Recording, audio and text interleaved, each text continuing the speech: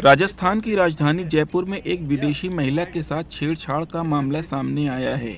एक taxi driver ने पहले तो विदेशी महिला का पीछा किया, फिर उसके गले में हाथ डालकर अश्लील हरकत की।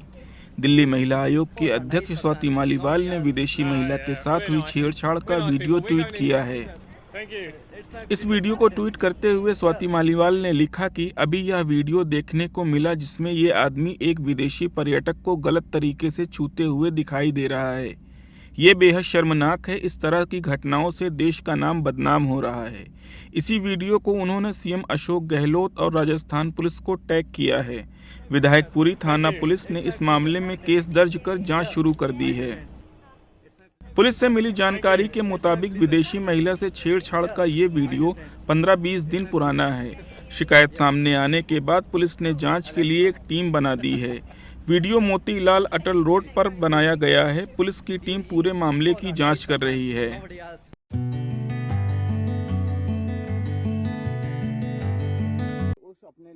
यूपी में एक परिवार की लापरवाही की वजह से एक बेजुबान पालतू जानवर की जान चली गई। मामला आगरा का है, जहां एक परिवार ताजमहल देखने गया था। इस दौरान परिवार के लोग विदेशी नस्ल के कुत्ते को कार में ही बंद करके ताजमहल का दीदार करने चले गए। वापस लौटकर देखा तो कुत्ते ने गर्मी की वजह से तड़प तड़प कर दम तोड़ दिया। जानकारी के मुताबिक घटना ताजमहल के पश्चिम गेट के पार्किंग की है। हरियाणा का रहने वाला एक परिवार अपने लेब्रा डॉग को साथ लेकर आगरा घूमने आया था।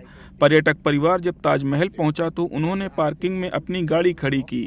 इसके बाद सभी लोग ताजमहल देखने के लिए गाड़ी से उतर गए, लेकिन कुत्ते को उसी कार में छोड़ दिया। धूप होने की वजह से कार के अंदर कुत्ता बेचैन हो गया और छटपटाने लगा। कुछ देर कार में छटपटाने के बाद बेजुबान की मौत हो गई। सूचना मिलते ही मौके पर पुलिस पहुंच गई। इतनी देर में ताजमहल देखने गया परिवार भी वापस लौट आया। कुत्ते की मौत से वहां हड़कंप मच गया।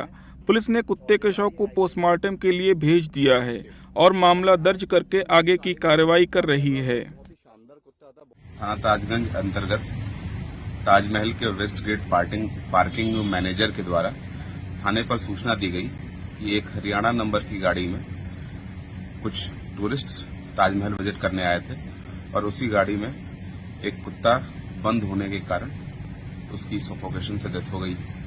इस सूचना पे पशु क्रूरता निवारण अधिनियम के अंतर्गत अभियोग पंजीकृत करके आवश्यक विधिक कार्रवाई की जा रही है। बता दें कि पालतू कुत्ते की मौत से पूरे परिवार में हड़कंप मच गया। अपने डॉगी की मौत से परिवार के लोग बेहद दुखी हो गए। फिलहाल ये पूरा मामला पर्यटकों में बड़ी चर्चा का विषय बना हुआ है।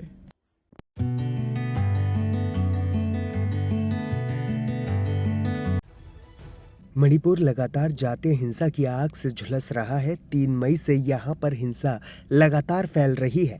ऐसे में मणिपुर सरकार ने स्कूलों को बंद कर दिया था, जिन्हें अब दोबारा खोला जा रहा है। प्रदेश के मुख्यमंत्री एन वीरेंद्र सिंह ने ये बाबत जानकारी दी है। मुख्यमंत्री ने कहा कि पहली से 8वीं कक्षा तक के स्कूल 5 जुलाई से फिर से खुलेंगे।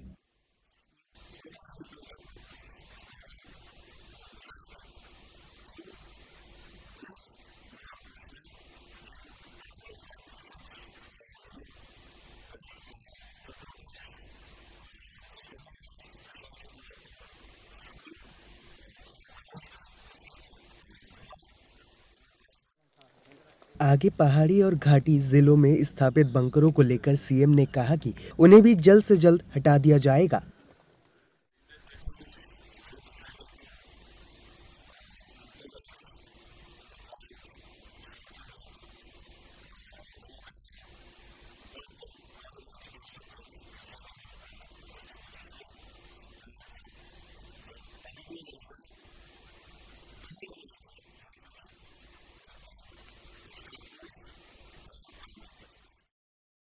सीएम एन वीरेंद्र सिंह ने लगातार राज्य में शांति बहाल करने के लिए बैठकें कर रहे हैं। साथ ही वे घटनास्थल का दौरा भी कर रहे हैं। इस बीच कुकी समुदाय की ओर से आर्मी प्रोटेक्शन की मांग को लेकर सुप्रीम कोर्ट में सुनवाई हुई।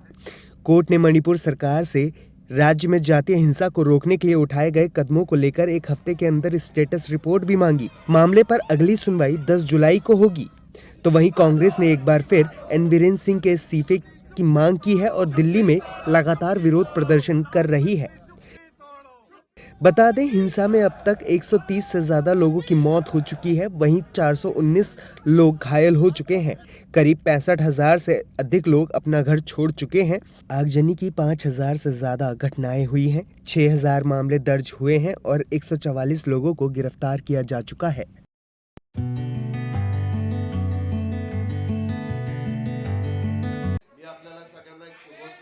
अब महाराष्ट्र की राजनीति में बगावती हवा तेजी से फैल रही है। अब एनसीपी भी दो हिस्सों में बंट सकती है। एनसीपी में बगावत के बाद अब महाराष्ट्र के मुख्यमंत्री एकनाथ शिंदे की विधानसभा से अयोग्यता का मामला एक बार फिर सामने आया है। उद्धव ठाकरे की शिवसेना ने इसे लेकर सुप्रीम कोर्ट में याचिका दाखिल की है। याचिका में कहा गया है कि सुप्रीम कोर्ट का फैसला आने के बाद भी अभी तक स्पीकर ने अयोग्यता को लेकर अपना कोई फैसला नहीं लिया है। तो उधर अजीत पवार की बगावत के बाद एनसीपी में कब्जे की जंग शुरू हो गई है। इस बीच शिंदे सरकार में शामिल होने के बाद अजीत पवार एक और बड़ा कदम उठाने जा रहे हैं। वो 4 जुलाई को पार्टी के नए भवन का उद्घाटन करने वाले हैं। की 9 जणांच्यावर कारवाई करावी ह्याच्या संदर्भातली डिस्क्वालिफिकेशनची असं बोलण्यात आलेलं आहे। मी आपल्याला सांगू इच्छितो, मी आज राष्ट्रवादी काँग्रेस पक्षाचा आमदारांनी आणि पक्षांनी मला तिथं विधिमंडळामध्ये नेता केलेला आहे आणि त्यामुळं जयंत पाटील आणि जितेंद्र आव्हाड या दोघांना डिस्क्वालिफाय करण्याच्या संदर्भामध्ये विधानसभा अध्यक्षाच्याकडे कालच आम्ही तशा पद्धतीनं पत्र दिलेलं आहे। राष्ट्रवादी पार्टी का ये नया ऑफिस मुंबई में मंत्रालय के पास स्थित है। इसका नाम राष्ट्रवादी भवन रखा गया है। वहीं शरद पवार ने कहा कि मौजूदा वक्त में केवल महाराष्ट्र में ही नहीं बल्कि पूरे देश में सांप्रदायिक विभाजन पैदा करने का प्रयास किया जा रहा है। अजित पवार काही कोणी फलके नव्हते। आता माझी मुलगी 3दा तिथे गेली, याचा अर्थ काही चुकीचं काम केलं असं नाही। शेवटी एकच काम केलेले मतभिन्नता असते। ही मतभिन्नता काय आहे ही जाणून घेण्याचा प्रयत्न एखाद्या सहकार्याने केला, म्हणून त्याच्यावर त्यांचा संशय हा कधी मी व्यक्त करणार नाही। तो उधर महाराष्ट्र में अब कांग्रेस ही एकमात्र ऐसी पार्टी है जो सबसे बड़ी पार्टी के रूप में उभर रही है। लिहाजा कांग्रेस ने भी महाराष्ट्र की राजनीतिक हवा को देखते हुए पार्टी मीटिंग की है। जो महाराष्ट्र की राजकीय परिस्थितियां बनी हुई हैं, इसके आधार पर आज अपोजिशन में सबसे बड़ी पार्टी कांग्रेस ही पार्टी है और उस आधार पर हम पूरे विधायक दल की आज मीटिंग है, उसमें सब चर्चा होगी और चर्चा के बाद उसका पूरा रिपोर्ट हाईकमांड को भेजा जाएगा और वो निर्णय आजकल में आ जाएगा। इस समय महाराष्ट्र में नेता प्रतिपक्ष को लेकर भी सभी पार्टियों के बीच हलचल मची हुई है। एक और राज्य सरकार अपना वर्चस्व लहराने में व्यस्त है तो दूसरी ओर कांग्रेस और शिवसेना मिलकर नेता प्रतिपक्ष के लिए दावेदारी भर रही है।